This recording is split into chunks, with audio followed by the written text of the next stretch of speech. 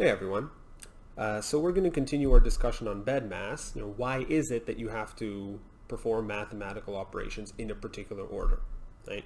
So we do agree, based on our last video, that, well, we do have to agree on some order, right? If we don't agree on the same order, we're going to get different answers to the same question.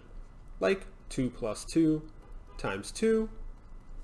If you add the 2's first, you get 4 times 2. Which is 8. Whereas if you multiply the 2's first, you get 2 plus 4, which is 6.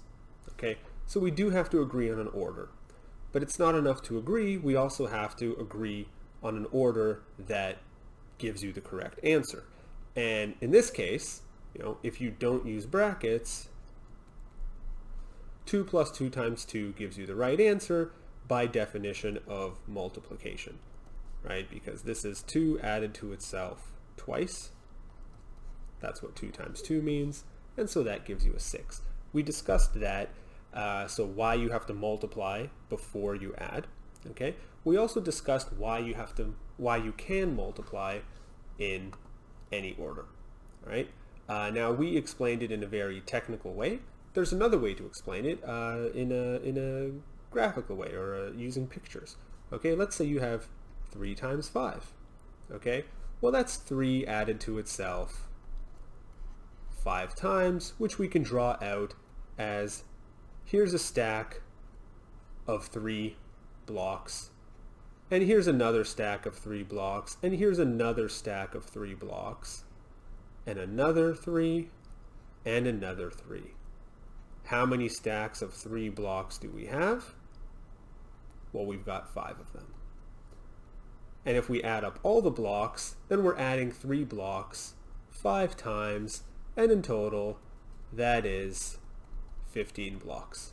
Well, guess what? 5 stacks of 3 blocks is the same. It's the exact same thing as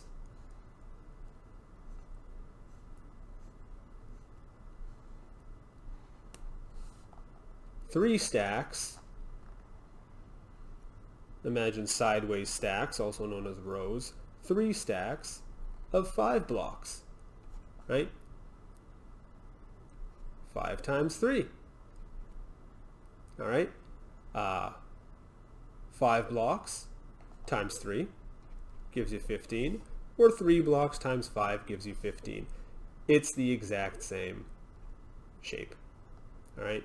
That's another way of visualizing how you can multiply in any order. And by the way, this is your formula for area, right? The area of a rectangle is your length times your width, or your width times your length, right? It's a very visual way of showing why you can multiply in any order. Okay, and maybe you've been in that situation where you're trying to explain the dimension of something and you're talking about length, imagining one dimension, and the other person is imagining width when you're talking about length, right? You can flip the thing and the area is the same. All right, so you can multiply in any order. You have to multiply before you add, and brackets are, by definition, the thing that you do first, okay? That's not a matter of math, that's just a matter of definition. We're defining brackets as a way of saying, do this first no matter what. So that's why you have to do brackets first no matter what, okay? But what about exponents? What about division? What about subtraction? We're going to cover that here, okay? And we're going to start with subtraction. That's the easiest one. We already talked about how everything is addition, right? So subtracting a number, well, that's just the same as adding a negative number, okay? 3 minus 1, well, that's just a positive 3 plus a negative 1, okay, which will get you 2, all right? So subtraction is addition. You're just adding negative numbers. So does that mean that you should do addition first or subtraction first? Well, they're both addition, so you can do them in any order. It's called BEDMAS.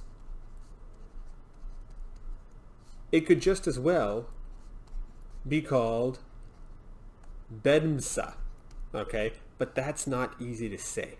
So that's why we go with BEDMAS, right? But really you can add and subtract in any order as long as you understand what subtraction is, right? Subtraction is adding a negative number, right? And you got to keep that in mind so you don't make certain mistakes. For example, 3 minus 2 plus 7 minus 1 plus 8, okay? Don't be fooled and do 1 plus 8 first and then subtract a 9, okay? If you do that, you get 1 plus 7 minus 9, which is 8 minus 9, which is negative 1, okay? But it might seem like, oh, I can do things in any order, so I can do this operation. I can do this 8 plus 1 first. But what happens is you're ignoring this negative, which actually belongs to this 1, okay? If you do things in the order that they're written, you have 3 minus 2 plus 7 minus 1 plus 8. So we just do that in order. 3 minus 2 is 1, plus 7 is 8, minus 1 is 7, plus 8 is 15. That's the right answer. Now, how can you treat the 1 and the 8 first, keeping in mind that the negative belongs to the 1, and you should be able to do things in any order?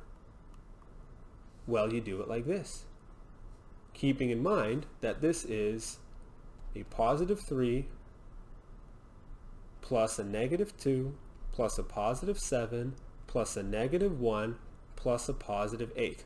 Remember that 3 is positive. You want to do the negative 1 plus 8 first? Go ahead. Negative 1 plus 8 plus 3 minus 2 plus 7. What does that grant you? Negative 1 plus 8 is 7, plus 3 is 10, minus 2 is 8, plus 7 is 15.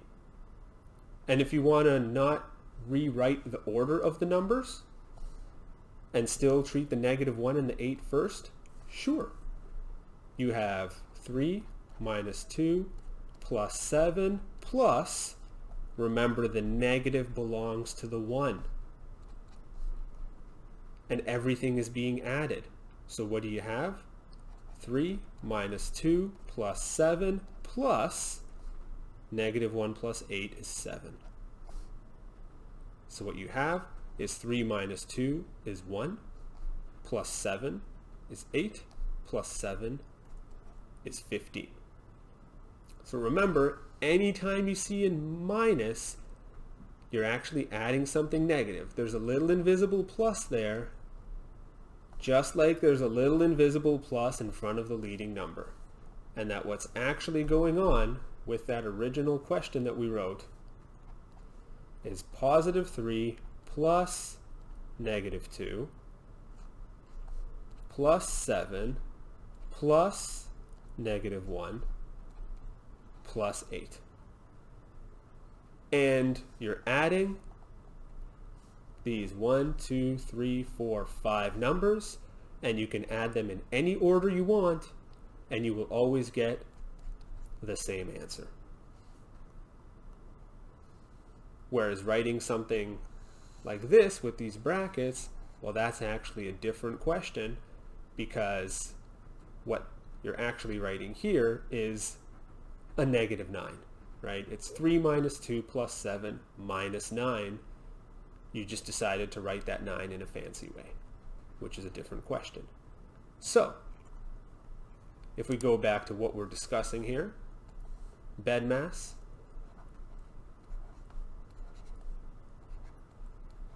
you can add and subtract in any order.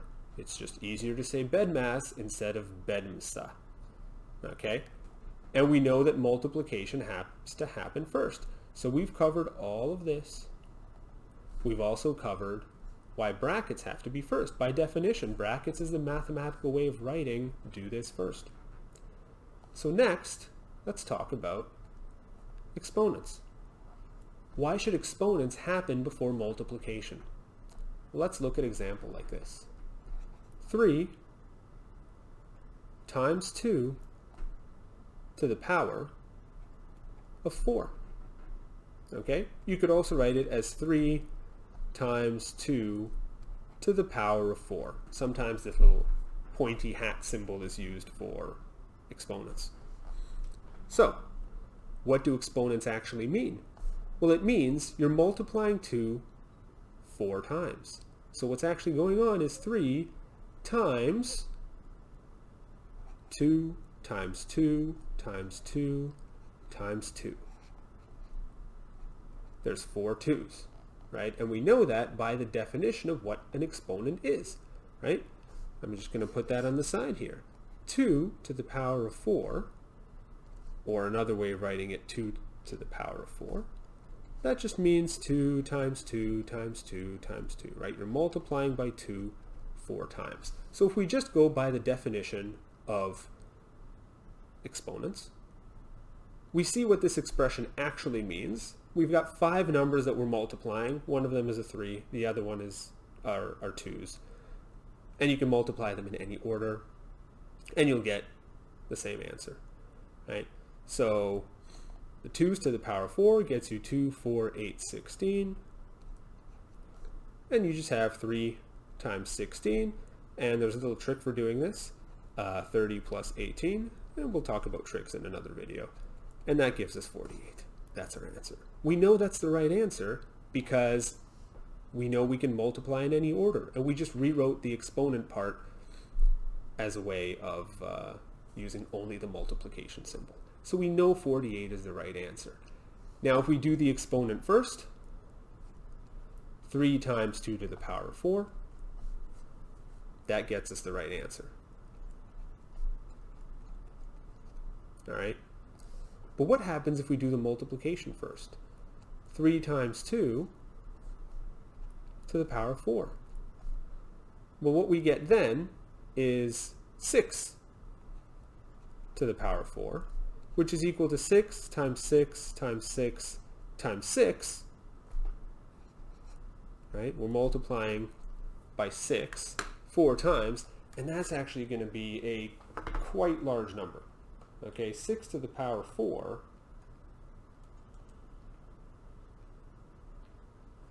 is 1,296. 1,296, which is certainly not equal to 48.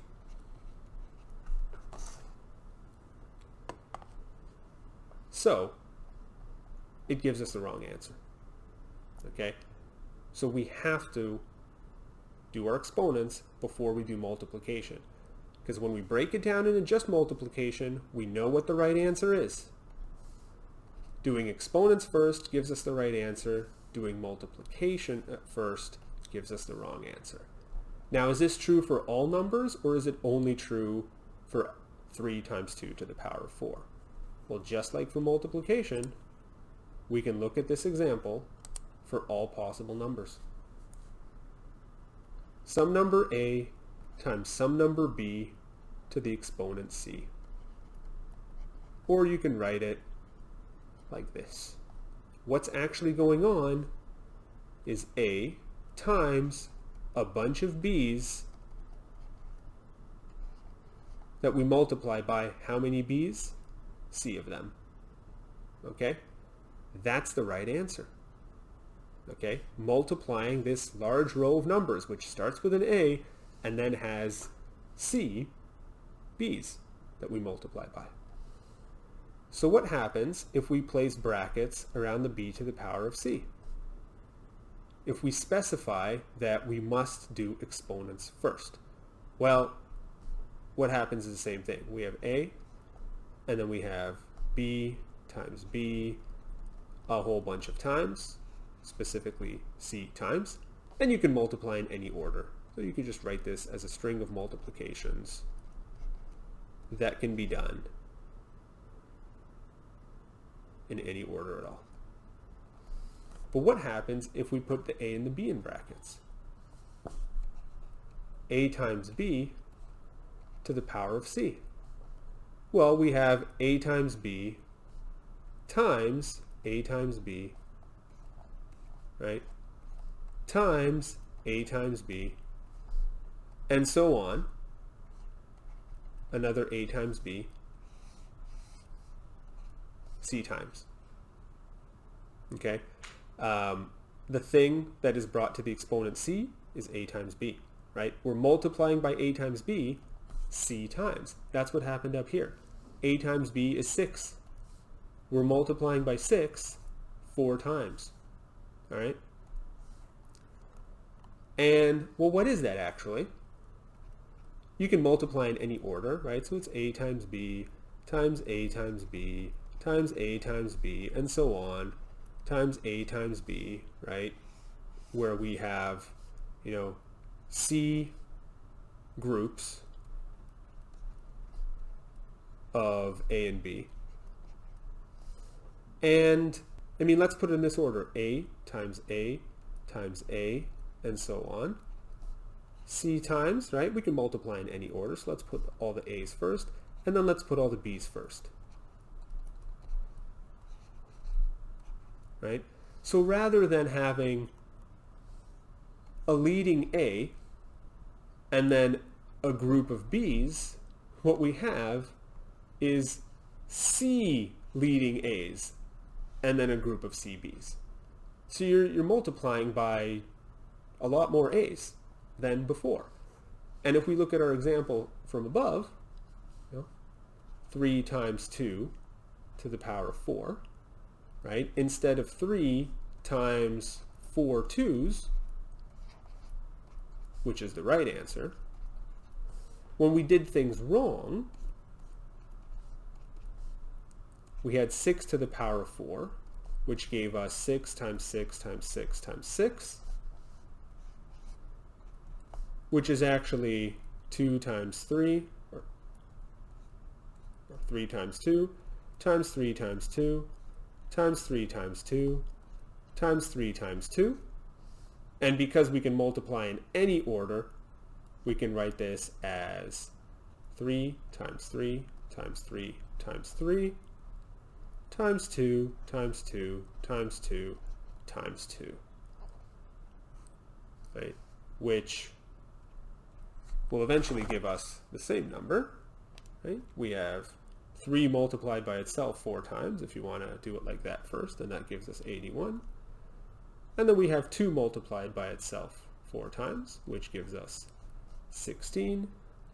And 81 times 16 is our 1,296, which we saw above, which certainly does not equal 48. All right? So for any set of numbers that you're working with,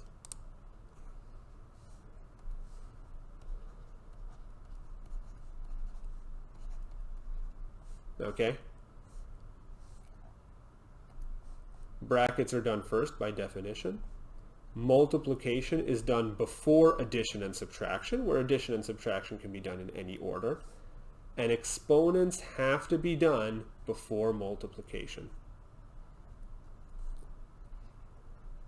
All that we're left with is division. Why is division between exponents and multiplication? Well, division and multiplication are, like addition and subtraction, the same thing. Okay? And here's the explanation for that.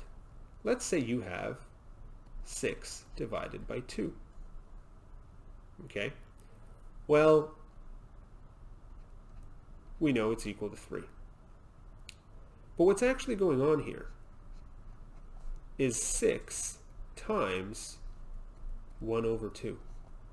6 times 1 divided by 2. Well, what is 1 divided by 2? Okay, let's go back to our definition of division. 1 divided by 2 equals some number. Okay, well, what does that mean? Right? It means you have to add up 2 a certain number of times in order to get 1. Now that's a little strange. How can you add up 2 a bunch of times in order to get 1? Let's do something simpler. 6 divided by 2 is what? What that means is you have to add up 2 a whole bunch of times in order to get 6. How many times, how many 2's do you have to add up in order to get 6? 3 of them, right? And that's why 6 divided by 2 is 3. But what about 1 divided by 2? How many 2's will get you a 1? Well, only half of a 2 will get you a 1. Right? Only half of a 2 will get you a 1. Because this is what 2 looks like. And if you want 1, well, that's half of it. Okay? So, half of a 2 will get you a 1. That's why 1 divided by 2 is 0.5, also known as a half. Okay? What about 1 divided by 3? Okay? How many times do you have to add up 3 in order to get you a 1? Well, if this is what 3 looks like, how many 3's do you need to get 1? Well, you only need a third of a 3 to get 1. So it's actually going to be 0.3 repeated, right? A third, okay? These are quotations, right? So 1 divided by 3 is a third. You know, what we call a third. Okay, these are concepts of, not whole numbers, okay? These are concepts of not whole numbers. And you can also think about division as the reverse of multiplication, okay? 6 divided by 2 equals something, right, is equivalent of saying 2 times what gives me a 6, right? And the answer is 3.